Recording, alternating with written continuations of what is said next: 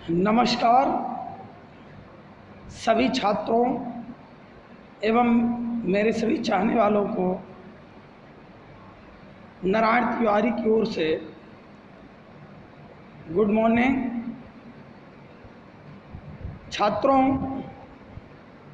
आज हम आपको हिंदी व्याकरण का सबसे महत्वपूर्ण जो टॉपिक है, जिससे ज़्यादातर प्रश्न आते हैं, या ये कह लीजिए कि सभी प्रश्न लगभग इससे जुड़े हुए होते हैं, वो चैप्टर है संज्ञा, जिसे इंग्लिश में आप नाउन कहते हैं। आज इस चैप्टर को लेके मैं आपके समक्ष प्रस्तुत हुआ हूँ। छात्रों, जिन लोगों ने अभी तक हमारे चैनल को सब्सक्राइब नहीं किया है, वो सब्सक्राइब अवश्य कर दें एवं बेल आइकन को प्रेस कर दें, ताकि हर नई वीडियो आप तक तुरंत पहुंच सके। आपका ज़्यादा समय न लेते हुए मैं सीधा आपके टॉपिक पर आता हूं, संज्ञा। सबसे पहले हम आप संज्ञा की परिभाषा समझेंगे। संज्ञा नाउन, जिसे इंग्लिश में कहते हैं, संज्ञा उस विकारी शब्द को कहते हैं जिससे किसी विशेष वस्तु, भाव और जीव के नाम का बोध हो, उसे संज्ञा कहते हैं। जिससे किसी विशेष वस्तु, भाव और जीव के नाम का बोध हो, उसे क्या कहते हैं? संज्ञा कहते हैं। संज्ञा क्या है? विकारी शब्द है। क्या है? विकारी शब्द है। विकारी और अविकारी, इसको भी मैं आपको पढ़ाऊंगा, लेकिन सबसे पहले आज हम लोग इसे देखते हैं। दूसरे शब्दों में यदि संज्ञा की परिभाषा देखें तो किसी प्राणी, वस्तु, स्थान, गुण या भाव के नाम को संज्ञा कहते हैं। किसी प्राणी, वस्तु, स्थान, गुण या भाव के नाम को संज्ञा कहते हैं। जैसे प्राणियों के नाम में देखेंगे तो मोर, घोड़ा, अनिल, किरण, जवाहरलाल नेहरू आदि। वस्तुओं के नाम में देखेंगे तो अनार, रेडियो, किताब, संदूक आदि। स्थानों के नाम में देखेंगे तो कुतुब मीनार, नगर, भारत, मेरठ आदि। और यदि भावों के नाम में देखेंगे तो वीरता, बुढ़ापा, मिठास आदि। यहाँ वस्तु शब्द का प्रयोग व्यापक अर्थ में हुआ है, जो केवल प्राणी और पदार्थ का वाचक नहीं, वरन उनके धर्मों का भी सूचक है। यहाँ वस्तु शब्द का प्रयोग व्यापक अर्थ में हुआ है, जो केवल प्राणी और पदार्थ का वाचक नहीं है, वरन उनके धर्मों का भी सूचक है। साधारण अर्थ में यदि हम आप समझें तो वस्तु का प्रयोग इस अर्थ में नहीं होता। अतः वस्तु के अंतर्गत प्राणी, पदार्थ और धर्म आते हैं। इन्हीं के आधार पर संज्ञा के भेद किए गए हैं। अब आप संज्ञा के भेद देखेंगे। संज्ञा के प्रमुख 5 भेद होते हैं। कितने होते हैं? 5। पहला होता है व्यक्तिवाचक संज्ञा, जिसे आप प्रॉपर नाउन कहते हैं। दूसरा जातिवाचक संज्ञा, कॉमन नाउन। तीसरा भाववाचक संज्ञा, एब्स्ट्रैक्ट नाउन। चौथा समूहवाचक संज्ञा, कलेक्टिव नाउन। और पांचवा द्रव्यवाचक संज्ञा अर्थात मटेरियल नाउन। छात्रों, संज्ञा के 5 भेदों को हम स्पष्ट रूप से देख लिए हैं, समझ गए हैं। अब हम आप संज्ञा के पहले भेद यानी व्यक्तिवाचक संज्ञा के बारे में जानेंगे। व्यक्तिवाचक संज्ञा, इसकी परिभाषा है जिस शब्द से किसी विशेष व्यक्ति, वस्तु या स्थान के नाम का बोध हो, उसे व्यक्तिवाचक संज्ञा कहते हैं। एक बार पुनः ध्यान से समझेंगे। जिस शब्द से किसी विशेष व्यक्ति, वस्तु या स्थान के नाम का बोध हो, उसे क्या कहते हैं? व्यक्तिवाचक संज्ञा। जैसे व्यक्ति के नाम मिलेंगे तो रवीना व्यक्ति हैं, सोनिया गांधी पर्सनल किसी का नाम है।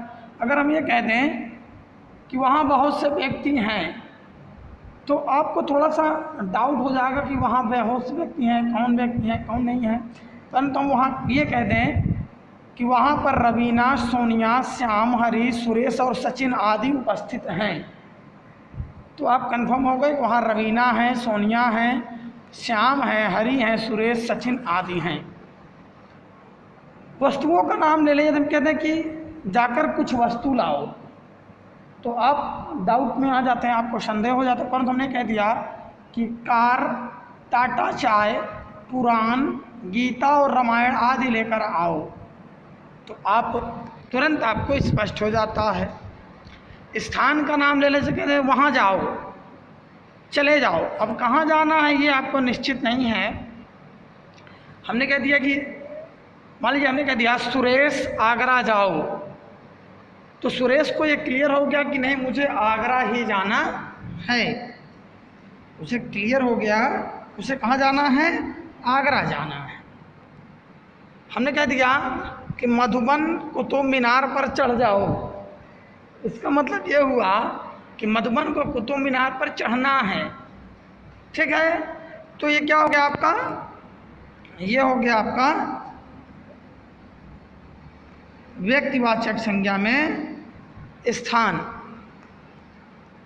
दिशाओं के नाम में हम लेंगे उत्तर, पश्चिम, दक्षिण, पूर्व। हमने कह दिया कि उस तरफ चले जाओ, अभी क्लियर हमने कहा आप यहाँ से दक्षिण चले जाओ और दक्षिण जा कर के पूर्व की ओर मुड़ जाना, तो आपको क्लियर हो गया। ठीक इसी प्रकार से देश का नाम है Bharat, Japan, America, Pakistan, Burma, Bhutan, Nepal आदि। सब क्या है, व्यक्तिवाचक संज्ञा था, जहाँ पे इंडिविजुअली किसी का नाम लिया जाएगा, चाहे वो पदार्थ का नाम हो, चाहे व्यक्ति का नाम हो, चाहे वस्तु का नाम हो, क्या हो जाएगा, व्यक्तिवाचक संज्ञा हो जाएगा। अच्छा, हम आप देखेंगे अब जातिवाचक संज्ञा, दूसरा देखेंगे जातिवाचक संज्ञा। छात्रों, जातिवाचक संज्ञा पढ़ने से पहले हम आप कुछ व्यक्तिवाचक संज्ञा के बारे में जान लें। जैसे राष्ट्रीय जातियों के नाम, ये भी व्यक्तिवाचक, जैसे भारतीय, रूसी, अमेरिकी। समुद्रों के नाम जैसे काला सागर, भूमध्य सागर, हिंद महासागर, प्रशांत महासागर। नदियों के नाम जितने होंगे, पर्वतों के नाम जो होंगे, नगरों, चौकों, सड़कों के नाम जो होंगे, पुस्तकों व समाचारों पत्रों के नाम होंगे, ऐतिहासिक युद्धों और घटनाओं के नाम जो होंगे, दिन महीनों के नाम और त्यौहार उत्सव के नाम, सब क्या हैं, व्यक्तिवाचक संज्ञा में आएंगे। किस में आएंगे, व्यक्तिवाचक संज्ञा में। अब जातिवाचक संज्ञा को देखें तो जिस शब्द से एक जाति के सभी प्राणियों अथवा वस्तुओं का बोध, उसे जातिवाचक संज्ञा कहते हैं। एक बार पुनः ध्यान से समझेंगे, जिस शब्द से एक जाति के सभी प्राणियों, एक जाति के सभी प्राणियों अथवा वस्तुओं का बोध हो, उसे क्या कहेंगे, जातिवाचक संज्ञा। क्या कहेंगे, जातिवाचक संज्ञा। जैसे बच्चा, जानवर, नदी, अध्यापक, बाजार, गली, पहाड़, खिड़की, स्कूटर आदि एक ही प्रकार प्राणी, वस्तु और स्थान का बोध करा रहे हैं, इसलिए जातिवाचक संज्ञा है। जैसे लड़का, पशु पक्षियों, वस्तु, नदी, मनुष्य, पहाड़ आदि। तो लड़का से राजेश, सतीश, दिनेश आदि सभी लड़कों का बोध होता है ना। लड़का मतलब अगर हम कह दिया कि वहाँ लड़के हैं, तो मतलब ये क्या हो गया, जातिवाचक संज्ञा हो गया। परंतु ये कह दिया कि वहाँ सुरेश है, तो ये व्यक्तिवाचक संज्ञा हो जाएगा। ठीक है, पशु पक्षियों में भी जाति होती है, गाय एक जाति है, घोड़ा एक जाति है, कुत्ता एक जाति है, इस प्रकार का जातियों का बोध। वस्तुओं से भी मकान, कुर्सी, पुस्तक, कलम आदि क्या हैं, एक प्रकार की जाति हैं। नदी में जैसे गंगा, यमुना, कावेरी आदि नदियों को बोध होता है, लेकिन हमें कहते हैं नदी, तो नदी एक प्रकार की जाति है। और नाम ले लेंगे जैसे गंगा, यमुना, कावेरी, तो क्या हो जाएगा, ये फिर व्यक्तिवाचक संज्ञा हो जाएगी। मनुष्य कहने से संसार के मनुष्यों जाति का बोध होता है। पहाड़ कहने संसार सभी पहाड़ों का बोध होता है। इसलिए यहाँ क्या होगा, ये जातिवाचक संज्ञा। क्या होगा, जातिवाचक संज्ञा।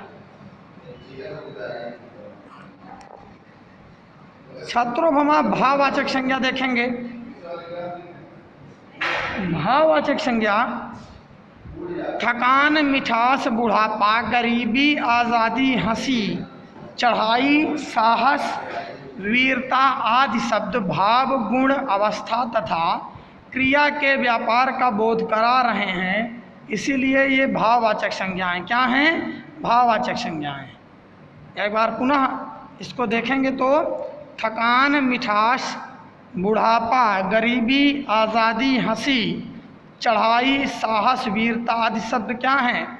भाव, गुण, अवस्था तथा क्रिया के व्यापार का बोध करा रहे हैं, इसलिए क्या है? भाववाचक संज्ञा। जैसे जिन शब्दों से किसी प्राणी या वस्तु के गुण, भाव, स्वभाव या अवस्था का बोध होता है उन्हें भाववाचक संज्ञा कहते हैं।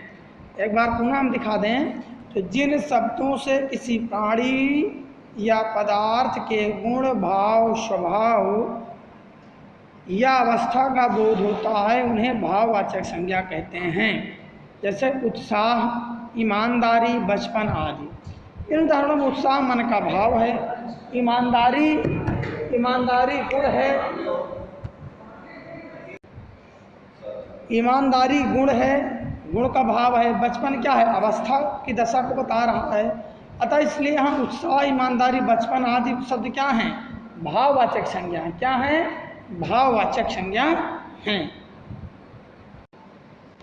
बच्चों, जैसे हर पदार्थ का एक धर्म होता है, हम आप जानते हैं कि हर एक पदार्थ का एक धर्म होता है। पानी का धर्म क्या है? शीतलता। आग का गुण धर्म क्या है? गर्मी। मनुष्यों में देवत्व और पशुत्व इत्यादि का होना आवश्यक है। पदार्थ का गुण या धर्म पदार्थ से अलग नहीं रह सकता। घोड़ा है तो उसमें बल है, वेग है और आकार भी है। व्यक्तिवाचक संज्ञा की तरह भाववाचक संज्ञा से भी किसी एक ही भाव का बोध होता है। धर्म, गुण, अर्थ और भाव प्रायः पर्यायवाची शब्द हैं। इस संज्ञा का अनुभव हमारी इंद्रियों से होता है और प्रायः इसका बहुवचन नहीं होता। बच्चों, हम भाववाचक संज्ञाएं बनाना देखेंगे। भाववाचक संज्ञाओं का निर्माण जातिवाचक संज्ञा, विशेषण, क्रिया, सर्वनाम और अव्यय शब्दों से बनती है। भाववाचक संज्ञा बनाते समय शब्दों के अंत में प्रायः पन, त्व, ता आदि शब्दों का प्रयोग किया जाता है। आइए हम आप कुछ भाववाचक संज्ञा बनाना जानते हैं। पहले हम आप सीखेंगे जातिवाचक संज्ञा से भाववाचक संज्ञा बनाना। जातिवाचक संज्ञा से भाववाचक संज्ञा बनाना। जातिवाचक संज्ञा स्त्री, स्त्री से क्या करेंगे? स्त्रीत्व। भाई से भाईचारा, मनुष्य से मनुष्यता, पुरुष से पुरुषत्व, शास्त्र से शास्त्रीयता, जात से जातीयता, धनुष से धनुजा धनुषता, नारी से नारीत्व, पात्र से पात्रता, अध्यापक से अध्यापन, सेवक से सेवक। विशेषण से भाववाचक संज्ञा बनाना। विशेषण यहाँ दिया है। लघु से लघुता, लघुत्व, लाघव। वीर से वीरता, वीरत्व। एक से एकता, एकत्व। चालाक से चालाकी, खट्टा से खटाई, गरीब से गरीबी। इसी तरीके से हम आप कुछ और भाववाचक संज्ञा बनाना सीखेंगे। देखिए, विशेषण से ही कुछ और, इधर विशेषण दिया है। नवाब, बड़ा, भला, ढीठ, लाल, सरल, परिश्रमी, गंभीर, स्पष्ट, अधिक सर्द, मीठा, सफ़ेद मुख। अब इनसे हम भाववाचक संज्ञा बनाएंगे तो नवाब से नवाबी, दीन से दीनता या दैन्य, भला से भलाई, बुरा से बुराई, लाल से लाली या लालिमा, बेईमान से बेईमानी, परिश्रमी से परिश्रम, अच्छा से अच्छाई, स्पष्ट से स्पष्टता, भावुक से भावुकता, मीठा से मिठास, चतुर से चतुराई। ठीक इसी प्रकार से अब हम लोग क्रिया से भाववाचक संज्ञा बनाना सीखेंगे। क्रिया से भाववाचक संज्ञा बनाना सीखेंगे तो क्रिया है खोजना, जीतना, लड़ना, चलना, देखना, सीखना आदि। तो खोजना से खोज, सीना से सिलाई, जीतना से जीत, रोना से रुलाई, देखना से दिखावट, समझना से समझ, पढ़ना से पढ़ाव आदि। हम आप और कुछ भाववाचक संज्ञा बनाने का नियम देखेंगे। देखिए, कुछ क्रिया शब्द और हैं जिनसे आप भाववाचक संज्ञा बना सकते हैं। जैसे पहनना, लूटना, घटना, बोलना, झूलना, कमाना, रुकना, मिलना, भूलना, बैठना, घेरना, फिसलना, रेंगना, उड़ना, जैसे पहनना से पहनावा, चमकना से चमक, लूटना से लूट, नाचना से नाच, कमाना से कमाई, बैठना से बैठकी, बढ़ना से बाढ़, मुड़ना से मोड़, सजाना से सजावट, चढ़ना से चढ़ाई, बहना से बहाव। तो इस तरीके से हम आप संज्ञा से विशेषण बनाना सीखेंगे। संज्ञा से विशेषण बनाना। संज्ञा वाले अंत दिया तो अंत से अंतिम अंत, अर्थ है तो आर्थिक, अवश्य आवश्यक, अंश है तो आंशिक। जैसे अभिमान संज्ञा है तो अभिमानी, अनुभव संज्ञा है तो अनुभवी, कुल है तो कुलीन, केंद्र है तो केंद्री, कंकड़ है तो कंकड़ीला, कमाई है तो कमाऊ, अज्ञान है तो अज्ञानी, जवाब है तो जवाबी, जहर है तो जहरीला, दिन है तो दैनिक, दर्द है तो दर्दनाक, धन है तो धनी या धनवान, नीति है तो नैतिक, खून है तो खूनी। ठीक है छात्रों, इसमें बहुत है, समय अभाव होने के कारण मैं आपको पूरा नहीं बता सकता, फिर भी आप चाहें तो देख देख करके आप इसको नोट कर सकते हैं, लिख सकते हैं। समय के अभाव होने के कारण मैं आपको पूरा नहीं बता सकता, तो आप इसको देख करके अपना लिख सकते हैं। इसी तरीके से कुछ संज्ञा शब्द हैं जिनसे विशेषण बन सकता है, जैसे गांव से गंवारू गंवार, गठन से गठीला, घमंड से घमंडी, घाव से घायल, पश्चिम से पश्चिमी, पूर्व से पूर्वी, बालक से बालकी, बर्फ से बर्फीला, भूगोल से भौगोलिक, माह से महामारी, माता से मातृक, नगर से नागरिक, पूजा से पूज्य, रोग से रोगी, पहाड़ से पहाड़ी, राष्ट्र से राष्ट्रीय, रस से रसिक आदि। छात्रों, हम अब सर्वनाम से भाववाचक संज्ञा बनाना सीखेंगे। सर्वनाम से भाववाचक संज्ञा बनाना। अपना से अपनापन, अपनाव, मम से ममता ममत्व, स्व से स्वत्व, सर्व से सर्वस्व। क्रिया विशेषण से भाववाचक संज्ञा मंद से मंदी, दूर से दूरी, तीव्र से तीव्रता, शीघ्र से शीघ्रता। अव्यय से भाववाचक संज्ञा बनाएंगे तो परस्पर से पारस्पर्य, समीप से सामीप्य, निकट से नैकट्य, शाबाश से शाबाशी, धिक से धिक्कार, शीघ्र से शीघ्रता। छात्रों, चौथा है समूहवाचक संज्ञा। जिस संज्ञा शब्द से वस्तुओं के समूह या समुदाय का बोध हो उसे समूहवाचक संज्ञा कहते हैं। अर्थात जिन वस्तुओं से समूह या समुदाय का बोध हो उसे क्या कहेंगे? समूहवाचक संज्ञा। जैसे व्यक्तियों का समूह भीड़, जनता, सभा, कक्षा। वस्तुओं का समूह है गुच्छा, कुंज, मंडल, हौद आदि। पांचवा हम आप पढ़ेंगे द्रव्यवाचक संज्ञा। जिस संज्ञा से नाप तौल वाली वस्तु का बोध हो उसे द्रव्यवाचक संज्ञा कहते हैं। क्या? जिस संज्ञा से नाप या तौल वाली वस्तु का बोध हो उसे क्या कहेंगे? द्रव्यवाचक संज्ञा। दूसरे शब्दों में इसकी परिभाषा यदि हम आप देखें तो जिन संज्ञा शब्दों से किसी धातु, द्रव्य या पदार्थ का बोध हो उन्हें क्या कहेंगे? द्रव्यवाचक संज्ञा। क्या कहेंगे? द्रव्यवाचक संज्ञा। जैसे पीतल, चावल, घी, तेल, सोना, लोहा आदि। छात्रों, संज्ञाओं का प्रयोग हम आप देखेंगे। अब संज्ञाओं के प्रयोग में कभी कभी उलटफेर भी हो जाया करता है। कुछ उदाहरण यहाँ दिए जा रहे हैं।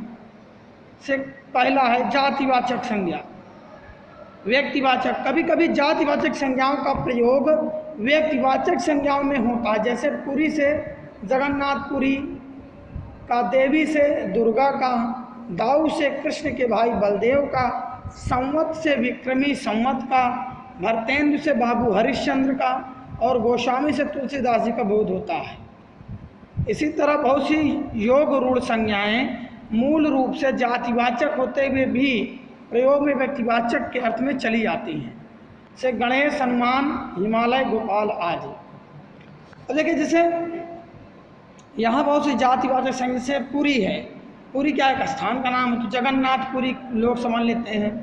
देवी तो देवी बहुत होते लेकिन दुर्गा। दाऊ मन बड़े भाई से भी अर्थ होता है, प्रकार की जाति है, तो कृष्ण के भाई बलदेव का नाम भी दाऊ है। संवत से विक्रमी संवत का, भरतेंदु का नाम लेंगे तो भारत के जो हिंदू है ये अर्थ होगा, इसका एक जाति है, लेकिन भरतेंदु हरिश्चंद्र, बाबू हरिश्चंद्र। गोस्वामी एक जाति है, तो गोस्वामी से तुलसीदास जी का बोध होता है। व्यक्तिवाचक संज्ञा से जातिवाचक संज्ञा का कभी कभी भेद हो जाता है। जैसे कभी कभी व्यक्तिवाचक संज्ञा का प्रयोग जातिवाचक अनेक व्यक्तियों के अर्थ में होता है। ऐसा किसी व्यक्ति का असाधारण गुण या धर्म दिखाने के लिए किया जाता है। ऐसी अवस्था में व्यक्तिवाचक संज्ञा जातिवाचक संज्ञा बदल जाती है।